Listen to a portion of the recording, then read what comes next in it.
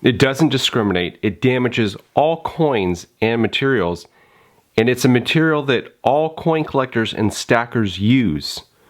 You could be damaging your coins, whether it's copper, gold, or silver, by using these products and be completely unaware of it. In this video, I'm going to talk about what PVC is, show you how to determine which plastics contain PVC, how to avoid it, but most importantly, make sure you stay tuned until the end where I'm going to go over how to remove PVC from your coins. Coming up.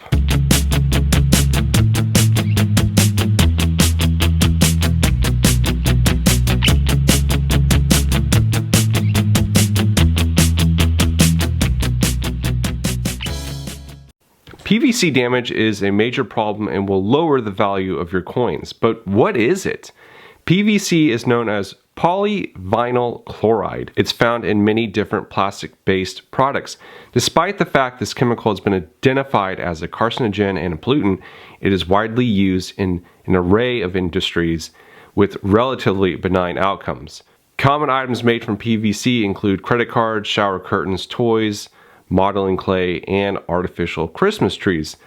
Some of the most significant properties of polyvinylchloride are density. It's very dense compared to most plastics. Economics. It's readily available and super cheap. Hardness. Rigid PVC ranks well for hardness and durability. And strength. Rigid PVC has excellent tensile strength. But why am I doing this video, and how does it affect you, a coin collector or a stacker? It affects you because PVC is used in a variety of coin supplies, including coin flips like this, and other coin flips like this one here, and older coin albums and holders like the one behind. How many of you use these items? How many of you are storing your coins in these flips or albums? I'm willing to bet a majority of you use these flips in one form or another. PVC can affect gold coins and bars, pennies, nickels, dimes, quarters, half dollars, silver dollars. But aside from clad coins and gold coins, PVC really likes silver and copper.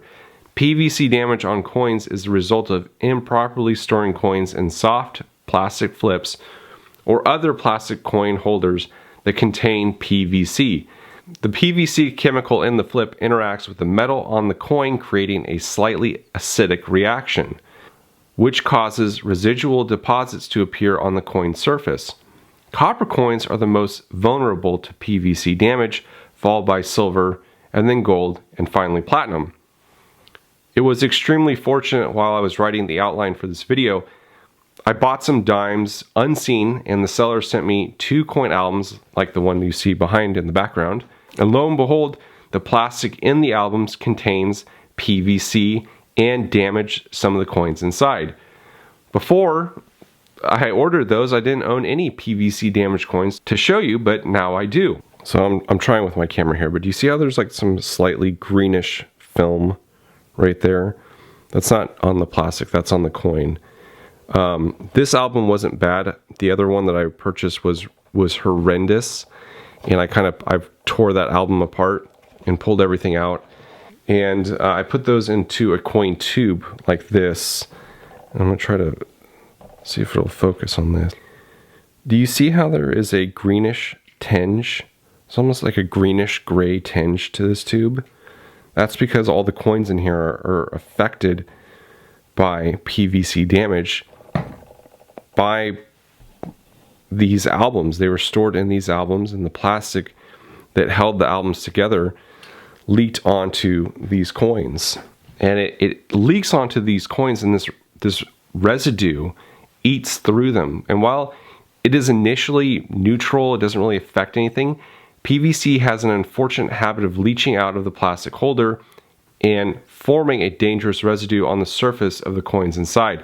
The process of becoming a residue accelerated by humidity, temperature, and the ambient air. Early PVC residual damage is a light white or pale green haze. That's kind of what we saw in that coin tube, just like a pale green. Advanced development of PVC residue will cause green spots to shiny green globs on the surface of high points of the design. And we kind of saw that on the reverse of that Roosevelt. And these are the points that are in direct contact with the holder. They turn to like a jade green. Severe PVC residue development will cause a shiny green layer to completely cover the surface of the coin. This residue is not only unattractive, but it will begin to corrode the surface of the coin, and it is permanent. Which items have PVC? You might be wondering. Plastic. Certain plastics contain PVC, including mint sealed coins. Now, I'm not doing a blanket statement, but a lot of mint sealed coins have PVC. And in fact, we're going to be testing one right here. This is a 1989 Canadian maple leaf in the original Royal Canadian Mint package. And you can kind of see, let's see if I can zoom in. See how it says Royal Canadian Mint there? We're going to be cutting off a piece of this and testing it in a little bit later in the video. You can kind of see what I mean. Most older collectors were unaware of the damage PVC does to coins. They stored their coins in plastic and cardboard flips, coin albums, and holders, and decades later their coins would become damaged from the very item that they were stored in to be protected. Our knowledge of plastics has improved, and we know which is safe for coins and which is not. Now, before you freak out, because most of you store your coins in plastics, there's only a certain amount of plastics which contain PVC. Some mistakenly believe PVC is only in soft plastics.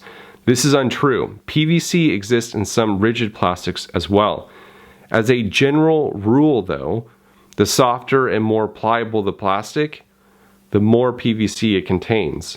The hard, stiff, brittle type of plastic, flips that are made of mylar, those don't contain any PVC. Same with your Dansko albums. Those plastic sheets that go over the coins to hold them in or to protect them, those are very brittle and they don't contain any PVC.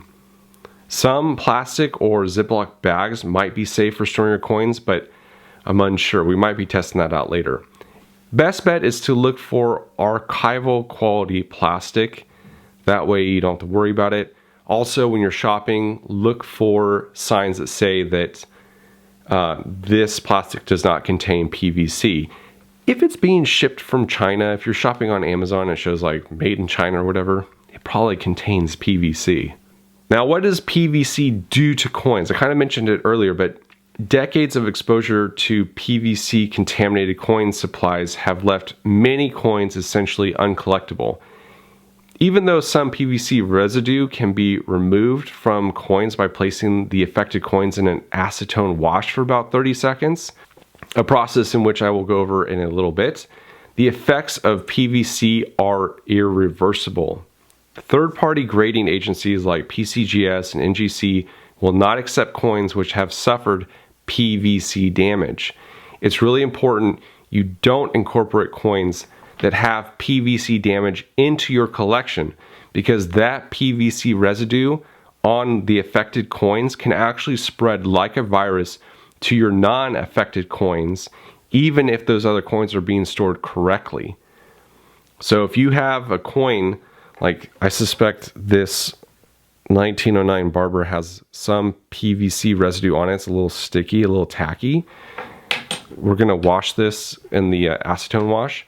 If I were to put that with other coins, that PVC can leach onto those other coins and start affecting them and degrading them. So while those coins are stored in a good plastic, it's not a good idea to mix them. Likewise, for the coins in this album, I'm gonna make sure that I don't throw them into other tubes or bags where I have Roosevelts or other dimes, because I don't want that PVC to leach onto them. I'm going to thoroughly put these through a acetone wash, which I will show later in the video, and then those will be stored in a separate tube because I just don't want to chance that PVC going onto other coins. How can you avoid PVC? When in doubt, it's best to look for plastic flips and cardboard flips that specifically mention does not contain PVC. I didn't create this video to freak everyone out. If you have flips that contain PVC, it should be okay to use them, especially when shipping or handling coins, but one shouldn't use these flips for long-term storage. It's also best just to avoid coins that may have been affected with PVC that you are unaware of, that you're accepting into your collection. Green and gray streaks and spots are telltale signs, as are coins with pitted surfaces. This is damage that could have arisen from long ago contact that was removed. Be sure to also avoid coins with cleaned or polished surfaces, as they might have been scrubbed to remove PVC residue and its distinct green or gray surface discoloration. If I have coins that I suspect might be damaged by PVC or have been around coins with PVC, I just store them separately from my normal coins. A separate tube like this will suffice. How can you tell if the plastics you use contain PVC? If you're unsure what type of flip you may be using, a few simple tests can be performed. PVC flips will smell of vinyl, while non-PVC flips generally don't have noticeable odor. If you don't have that distinctive nose that can tell which is which, there's a few others. So gently fold the flip in a spot not designed to be folded. So this is a pretty good spot because it's not designed to be folded there. A flip that sharply folds or even breaks is likely a non-PVC hard flip. And you can tell they're way more brittle. A holder that slowly unfurls back to its original shape is a soft flip containing PVC. So if I release this, you see how it's slowly going back?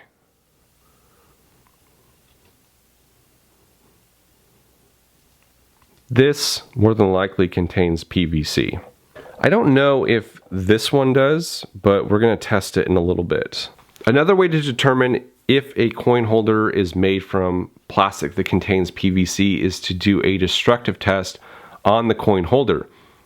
This means that you will have to destroy your coin holder or album page to test it.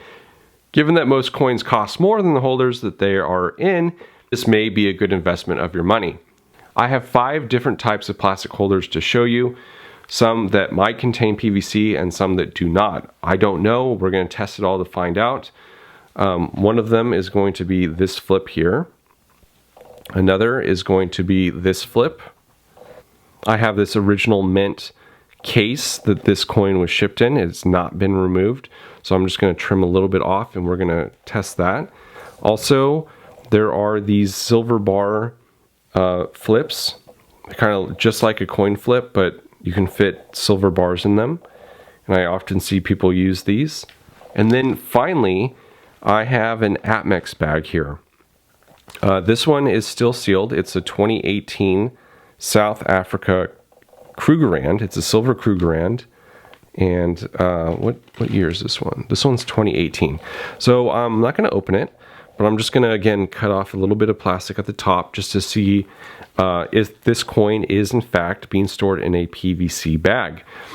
Most of the time, when you get something for Atmex or other companies, they will send it to you in a flip like this, but the plastic in that flip is very brittle.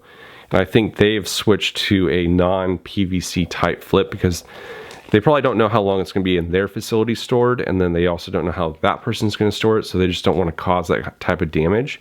So I think they just went away with PVC in general. But I did get this from somebody off of Instagram, and I thought that was interesting that it didn't have a flip inside the bag. Like the coin itself wasn't stored in there. So we're going to try, we're going to test this plastic out as well. And if this 1989 Canadian maple leaf plastic holder tests positive for PVC, I will be cutting these out and any others that I have and dipping them in acetone to get rid of possible issues on the coin. So far, it doesn't show, but that doesn't mean anything. It could have been that it's just been stored in an area that doesn't allow the PVC process or the PVC to leak onto the coin at a slower rate. So we're just going to test it and find out. Now, if you're under the age of 18, you should only do this with an adult, and everyone should test this in a well-ventilated area. Burning plastics that contain PVC releases hydrogen chloride fumes that can pose a health hazard. Now let's go to the testing facility.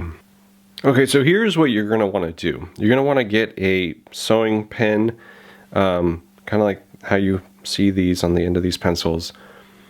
and poke it into the eraser head at the end of a pencil. This is just to like keep the flame away from you. It's just a safety precaution. If you're man enough and you can hold these, you go ahead and do that.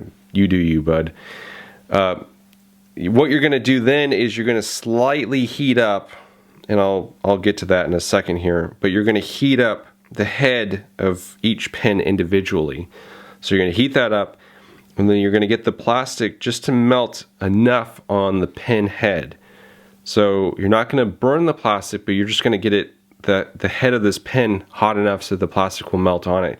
And then when you have a sufficient quantity on the head of that pen, you're going to use the lighter again or a match, and you're going to heat the melted plastic.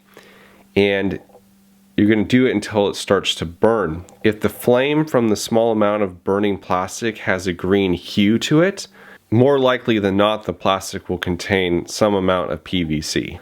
So we're going to do it for this flip. I cut the flip so I can do it.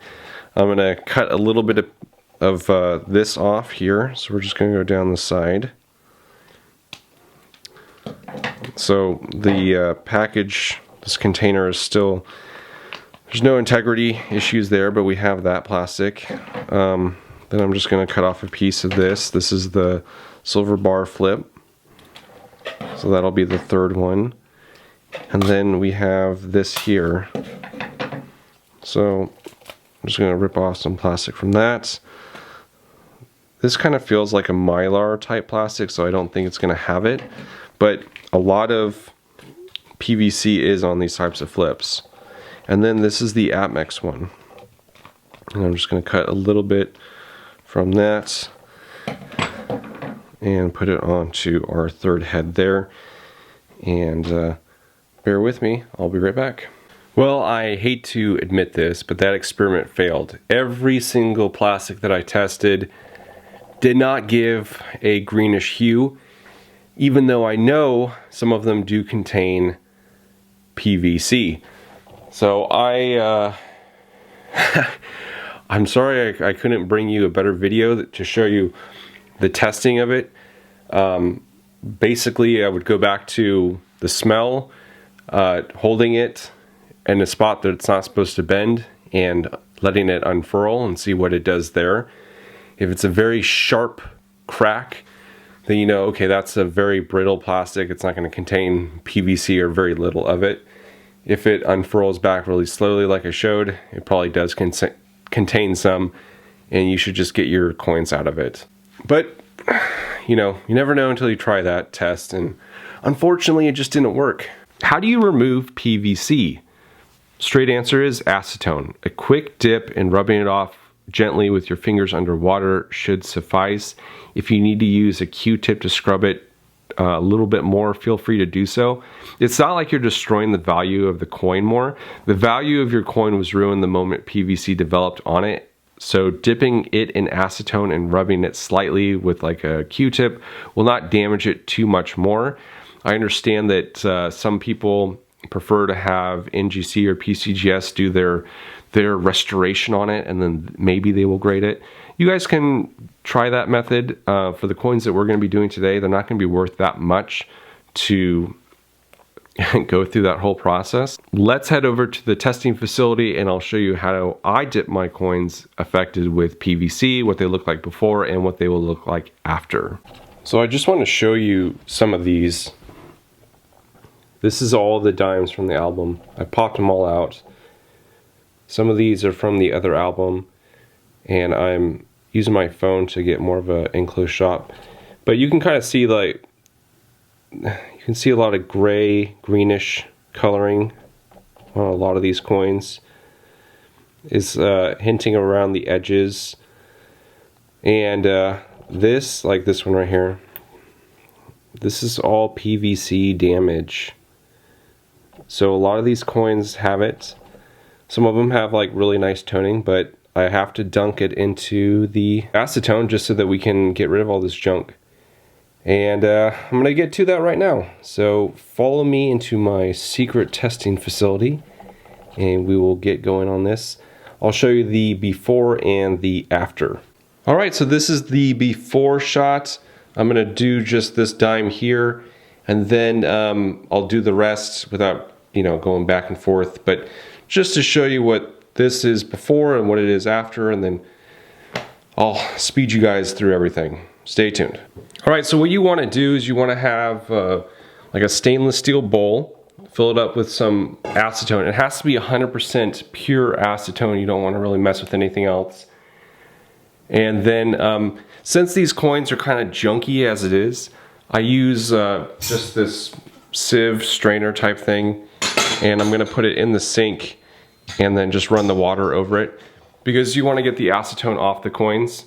And then just make sure you're doing this in a really ventilated area, that because the acetone is flammable and lots of fumes there, and it also will evaporate. So if you're going to leave it out into like a bowl, it'll be gone. So let's just go through, do the first one. Okay, so we're going to dump the first one. And yeah, I know I'm not wearing gloves, but when you run your fingers over it, you can really feel it coming off.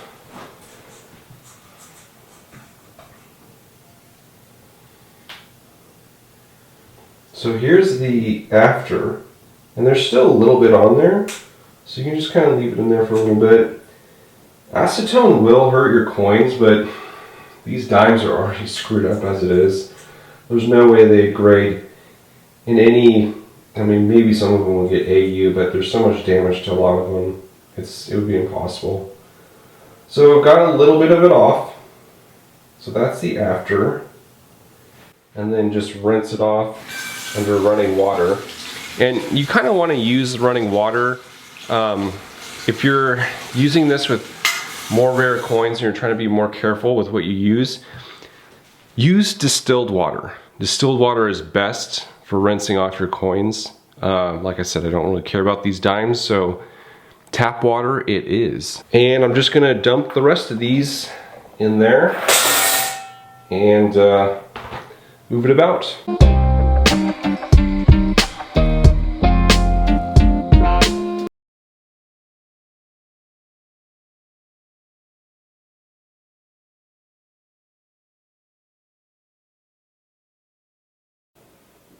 And look how dirty the acetone is just from all those coins. Here's the after. As you can see, a lot of the PVC damage has been removed. Not saying it's completely gone, but most of it has been removed. Acetone does a really good job. In this case, it doesn't remove the toning on the coins, but it got rid of a lot of that greenish gray look that we had seen.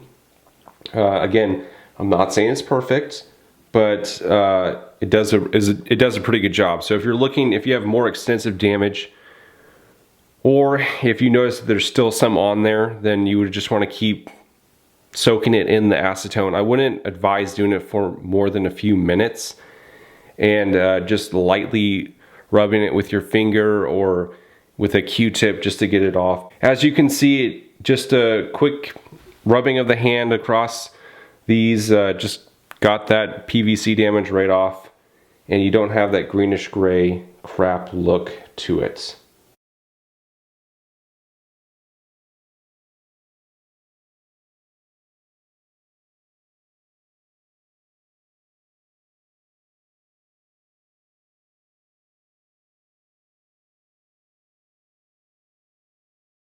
So what is really the best storage method? That could be another topic in and of itself.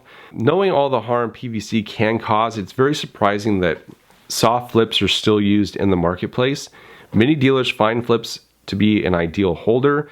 The soft plastic has advantages while moving quantities of coins from place to place, but these should only be short-term storage options. Once the coin has become a part of your collection, it's time to abandon the soft flip in favor of a better holder for long-term storage.